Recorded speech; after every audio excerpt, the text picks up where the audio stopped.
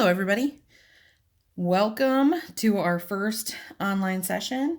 We're going to be moving on to Module 4 since I'm not going to test you guys on the translations that we were talking about last week because I think that's a little bit unfair.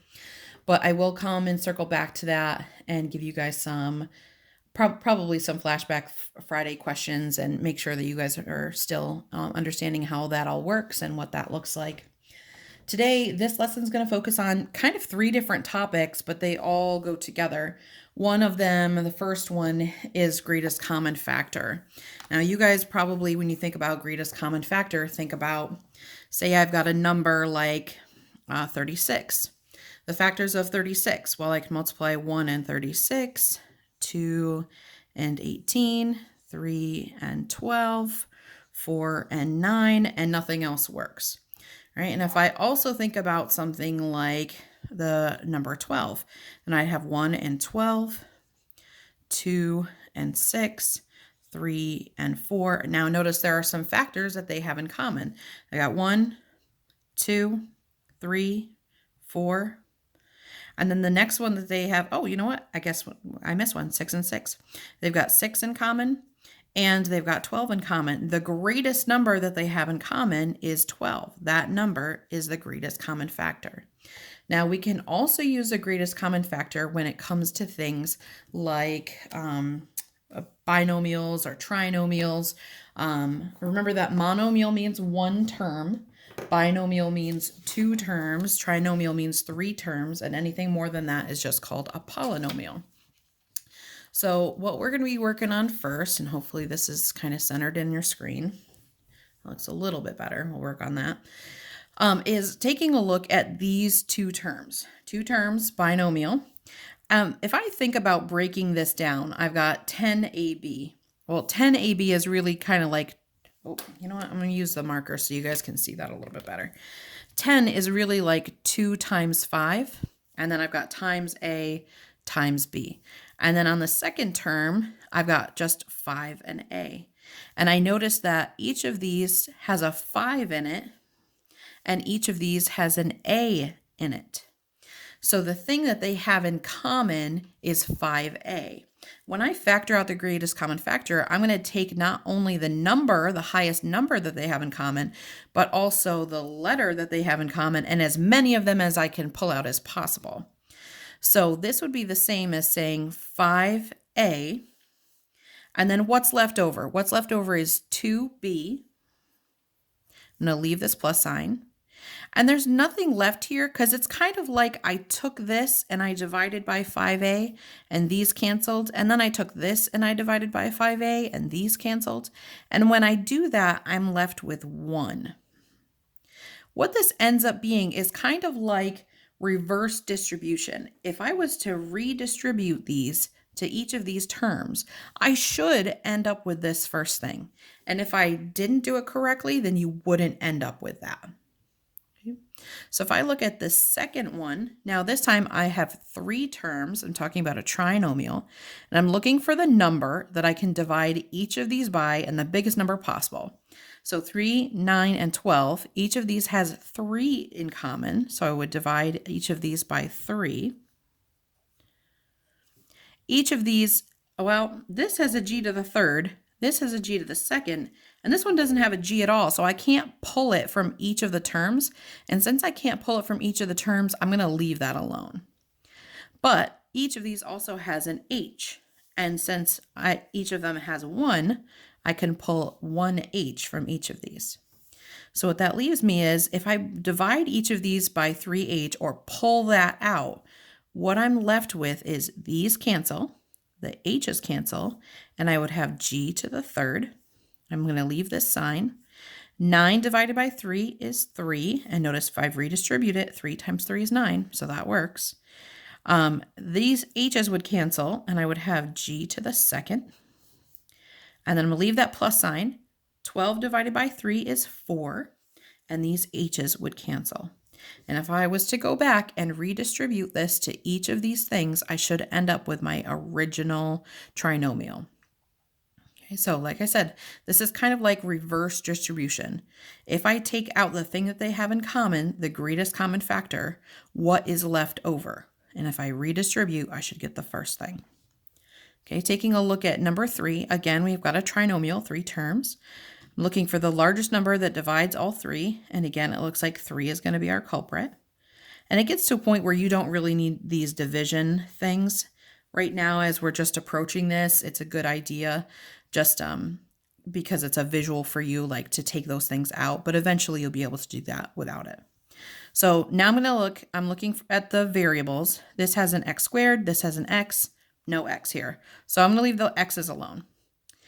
I've got y to the third, y to the fourth, and y to the fifth. I can take y's out, but notice there's 3 of them here, 4 of them here, and 5 of them here. The largest number of y's that I can take out of all 3 of these terms is 3 of them. So I'm going to do that as long as I can do it equally to each term, then I'm going to take out as many as possible. So what's left? 6 divided by 3. Well, first of all, what am I going to take out? Then what's left? 6 divided by 3 is 2. I'd have y squared, which I couldn't take out, so I'm going to just write that down. These cancel, so that's done. I'm going to leave this addition sign here. 9 divided by 3 is 3. I have to leave this x. And I had y to the fourth and y to the third. So 3 of those y's would cancel out, and I'd have 1 more in the top. And I'm going to leave this plus sign. 18 divided by 3 is 6. And if I have y to the fifth and y to the third, then I would have 2 more in the top than in the bottom. So y to the second power, like this. This bottom part is kind of just a little review. We already talked a bit about prime numbers. The only thing, they're positive integers greater than 1, whose only positive integer factors are 1 in itself. So numbers like 7 and 13 and 17 and all of those kinds of things. Versus a composite number where you can have, it's basically just not prime. Any other number where there are other factors than 1 and itself.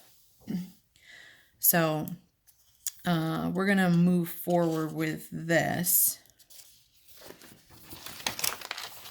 Oh, that bled through a little bit. Hopefully this won't be too much of a problem. Okay. So sometimes when we're doing these, this is just a reminder about how we do multiplying binomials. And I think I will switch to pencil after this because I don't want the other pages to bleed, just in case you're wondering about my switch here in a minute. When we have something like this, some of you prefer this box method, which we talked about before, where you take the 2 on the outside and you multiply them together. So x squared, and I would have 5x and 2x and 10, and then combine the things that they have in common.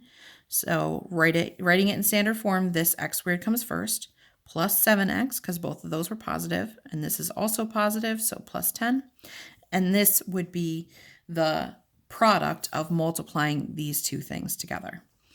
That's one way that people have done it. The second way that we have talked about it is with FOIL, where we do first and get this result, outer and get this result, inner and get this result, and last and get this result. Now notice this time there are 2 different variables, so there are not going to be combinations where you can add them together, but you can still use either box method or FOIL when we do these.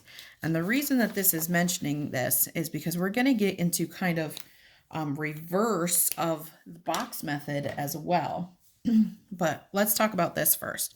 If I was to take and do the box method for something like this, notice here we've got x and 2 and 2. The only thing that's different is that this one's got a positive and this one's got a negative. Notice what happens here is I would have x times x, which is x squared, x times 2, 2x, negative 2 times x, negative 2x, and negative 2 times 2, or negative 4. When I go ahead and combine these are the 2 that combine, but they're the opposite of each other, so they cancel. The only thing that's left is this square and this 4, but this 4 is basically that 2 squared.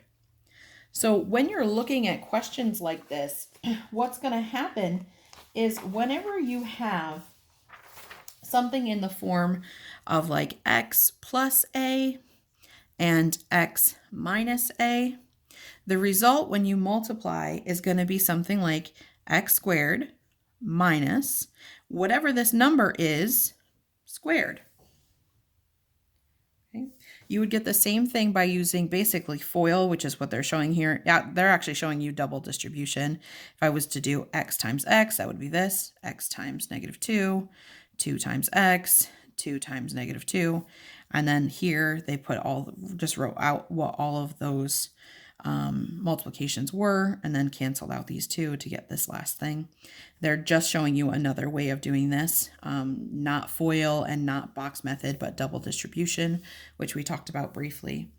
Now, if I'm working on something like this, notice the form here. I've got t squared minus 25.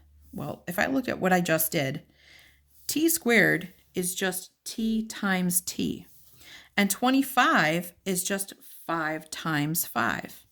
So if I was to make this into perfect squares, which is what this is called, when you've got basically the same thing, these are the same, and now a plus and a minus sign is the only difference, then what happens is this splits into t plus 5 and t minus 5. And if I was to use any of the three methods, box method, FOIL, double distribution, I would end up with this. Okay. So same thing here. This is really 2x times 2x, and this is really 3 times 3. So this would be 2x plus 3 and 2x minus 3. In this case, I've got 4h times 4h and 6k times 6k. So 4h plus 6k and 4h minus 6k. Like this. Last one, it doesn't matter that they're backwards. This is still 2 times 2. This one's still b times b.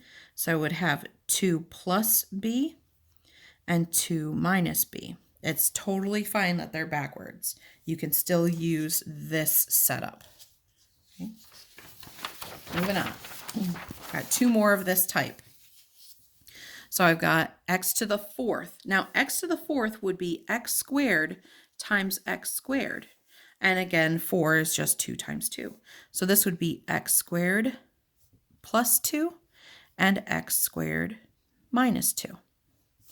This one, if I was to take x to the 3rd times x to the 3rd, this would also still work. We know from our rules earlier this year that when I multiply like this with like bases, that I would add the exponent. So I basically just take half of the exponent, that's 3.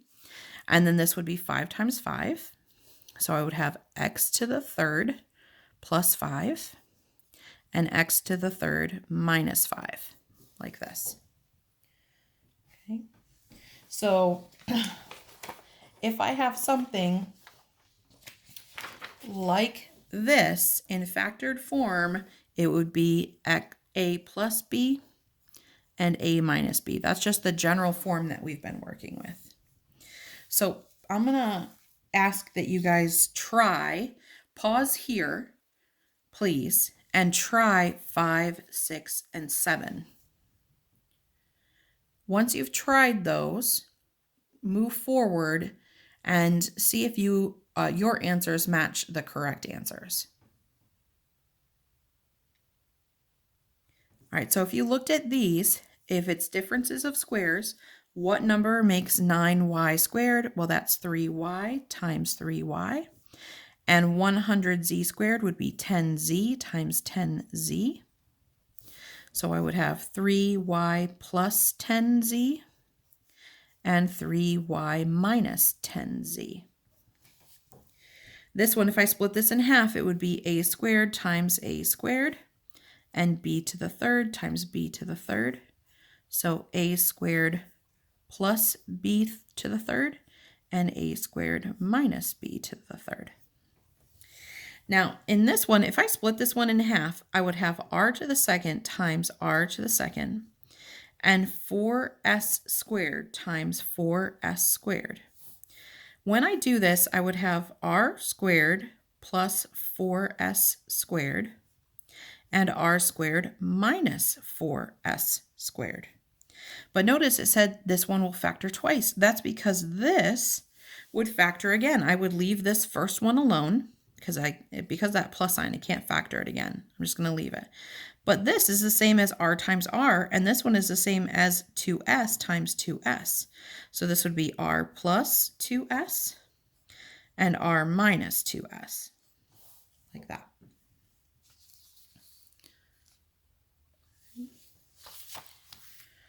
All right. In this next piece, notice here that when they take something like this, where it's a positive and they're having you square it, when I square a positive, those middles don't cancel because they're both positives. All that happens is that you get twice whatever this combination is.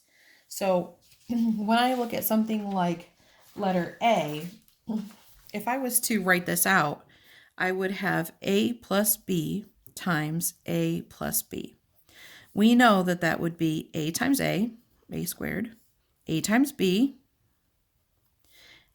times A, which is the same thing as AB, and B times B, or B squared. And I would combine these two middles. So I would have A squared plus 2AB plus B squared. And that is the general form. Whatever you do, you're going to have twice whatever AB is. Okay? Versus something like this one, if I multiply these,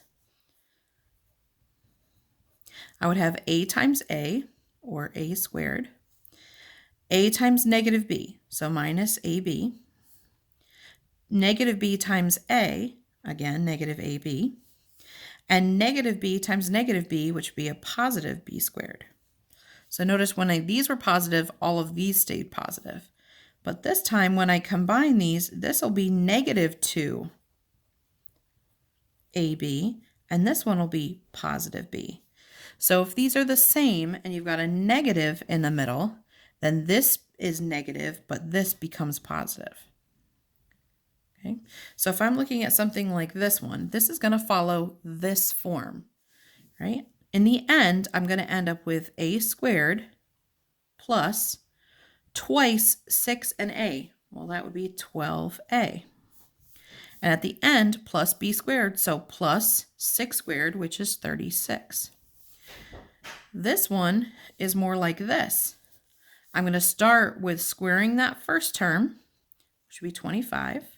I would have twice minus twice 5W, so minus 10W. And then I would have the positive, right here, positive of this last one. So plus W squared. And now this is not written in standard form, so I could write it that way. W squared minus 10W plus 25. If they asked it for you to write it in standard form, you would have to switch it that way. If it doesn't ask, it's not necessary.